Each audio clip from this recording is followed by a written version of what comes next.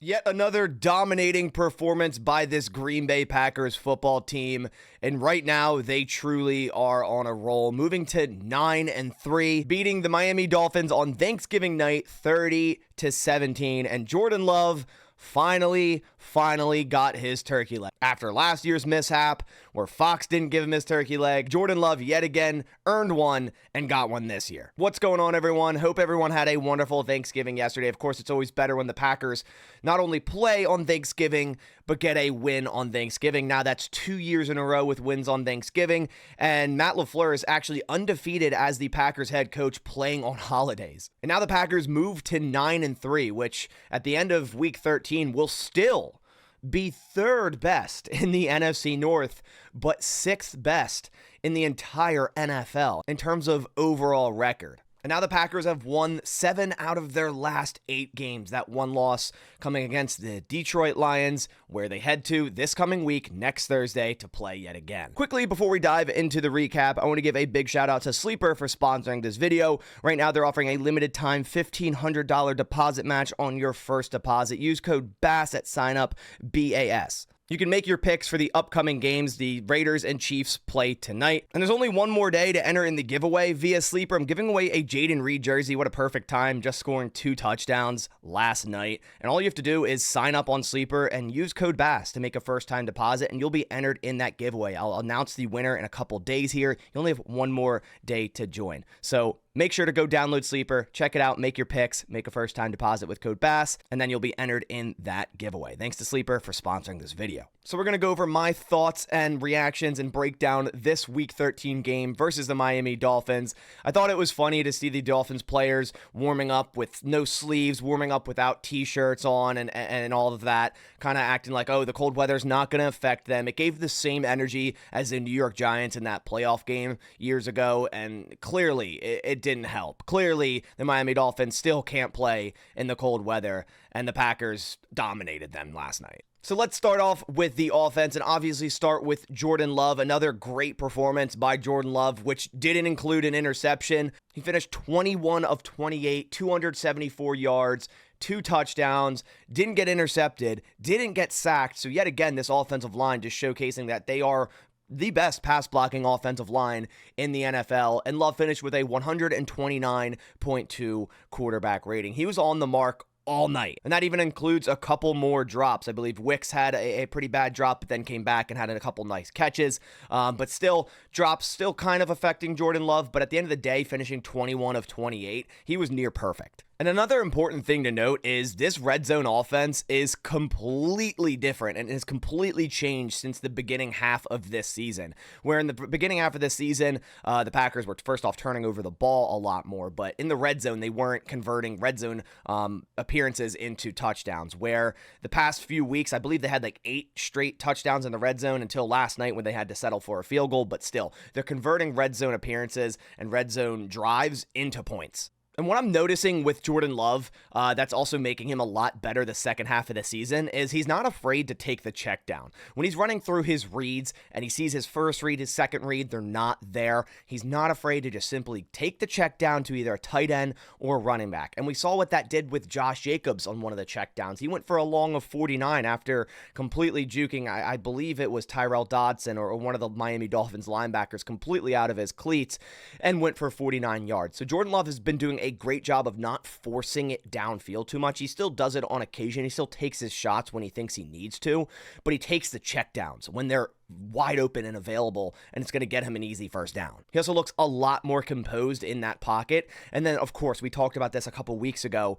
His mobility is back. So, he's a lot better against pressure because he can extend the play. He can roll out of the pocket. He can throw on the run better. So that was a big thing. The first half of the season, he basically had zero mobility. So anytime a team brought pressure, he just kind of had to sit in the pocket, either take the hit or throw the ball up and hope one of his receivers comes down with the football. Now he's able to extend the play, maybe find another check down, maybe find his third progression in the play. It's just way better. He's a lot better against pressure with his mobility back. As for the Packers running game, overall as a team, they ran very well. 25 carries, 114 yards, 4.6 average, and a touchdown. But Josh Jacobs really never got going in terms of the running game. He had 19 carries, 43 yards, 2.3 average, and a touchdown, but he's still a absolute workhorse. To be second in the team in receiving for this week with 74 yards, he had over 100 all-purpose yards in this game. He still had a great game, even though he had a low rushing average. I mean, this Packers team is also just way more physical, and it's not only Josh Jacobs. We see Emmanuel Wilson,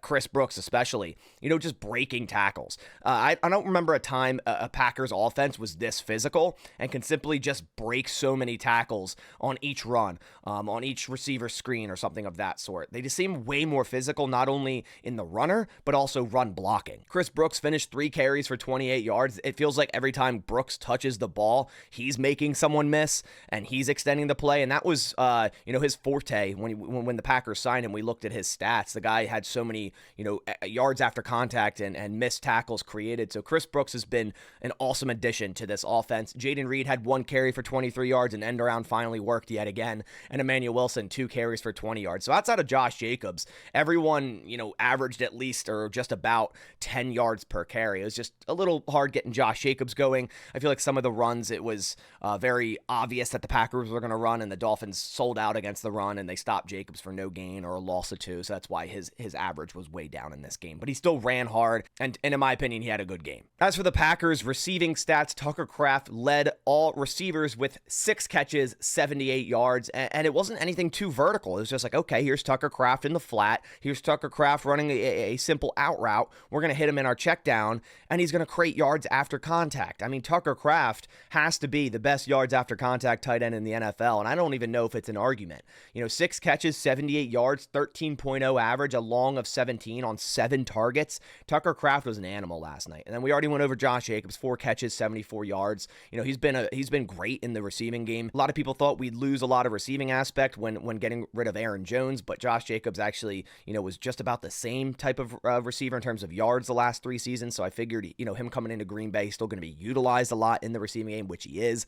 Christian Watson, 2 catches, 67 yards, a very Christian Watson stat line there, 33.5 average on 4 targets, that long of 46. Dontavian Wicks went 4 catches for 30 yards on 5 targets, so he did have that one bad drop, but after that, he had 4 straight catches, so nice to see Wicks kind of getting a little bit of a rhythm there. The guy continues to get open. Jaden Reed, 3 catches, 24 yards, but of course, the 2 touchdowns. The first touchdown, that beautiful out route timing throw, Jordan Love, an absolute dime of a throw, and then the second touchdown, that RPO bubble, where the Packers run that so well, where the receivers, I mean, you got to give credit to these receivers in blocking. And although Wicks only had 4 catches, 30 yards, there was multiple times Dontavian Wicks was like the lead blocker for Jaden Reed or another receiver or a running back, and he had a phenomenal day blocking. Chris Brooks had 2 catches for 1 yard as well. Overall, just a great performance by this offense. Back-to-back games scoring 30-plus points. I feel like Matt LaFleur has been calling some great football games, and like I said, we head into Detroit next Thursday, and I'm very intrigued.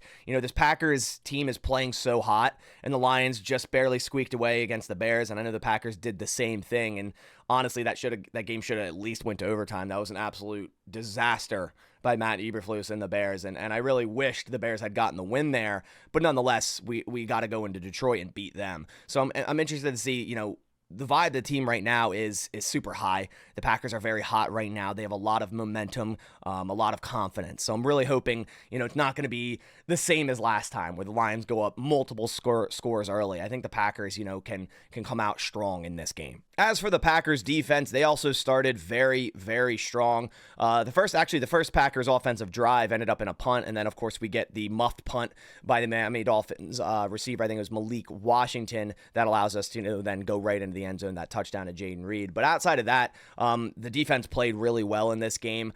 There were times later in this game where it seemed like everything was wide open for the Miami Dolphins, and they simply just didn't want to cover their tight end, Jonnu Smith. It seemed like if he ran a 5-yard stick route, like no matter what, he's going to be wide open. And that's probably because the Packers were keeping eyes on Tyreek Hill, Jalen Waddle.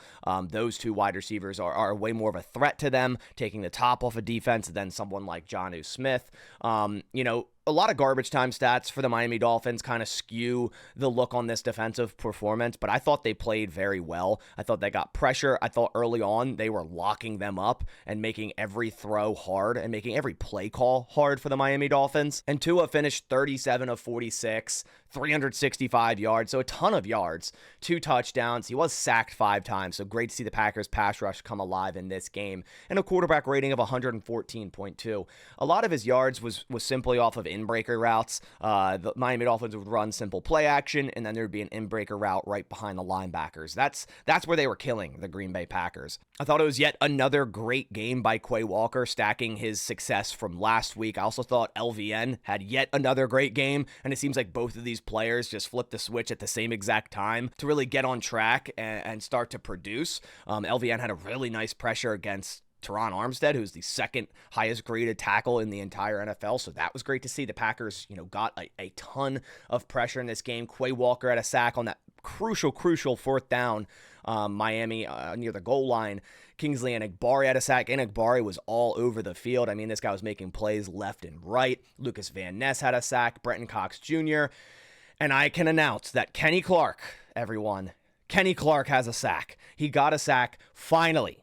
Finally, in 2024, Kenny Clark has a sack. Packers also did an excellent job shutting down the Miami Dolphins run game, and I feel like there's been multiple games now that we look at the run stats, and they look eerily similar to this. 14 carries, 39 yards, 2.8 average. It's because the Packers can get up early and turn a team into a one-dimensional football team and then really shut down their run game. And it's an underrated run defense. I mean, usually we're so used to the Packers getting gashed in the run game, and they really haven't as of late. Raheem Mostert, 5 for 19. Devon Achane, who's a wonderful athletic runner, and he did a lot more in the receiving game, but he's a great runner, went for 7 for 14 yards, 2.0 average, and then Tua 2 for 6, so he didn't run too much himself. As for the receivers on Miami, like we mentioned, Jonnu Smith, who's been on a tear the last 3 weeks, had a great game yet again here, 10 catches, 113 yards on 11 targets, a long of 16. So it was all simple check down routes to Jonnu, quick outs, stick routes, and it was all wide open because the Packers were playing a little bit off, just like I said, to worry about Tyreek Hill and Jalen Waddle. And Hill finished 6 catches, 83 yards, and a touchdown. That touchdown off of a tipped ball into the end zone, so take that as you will. Devon Achane, 8 catches, 56 yards, and a touchdown. He had, a screenplay where I think one of the Miami Dolphins offensive linemen was like 2 yards downfield, should have been an eligible man downfield. Waddle, 4 for 53, so pretty much kept him in check. Mostert, 2 for 15. Alec Ingold, 2 for 15. Odell Beckham, just 1 catch for 9 yards. So when you look at the stats, you're like, wow, the Miami Dolphins passed all over this Packers defense. It was not like this in the first half. The Packers were playing super tight coverage. It was yet another great game by Keyshawn Nixon. He's had back-to-back great games.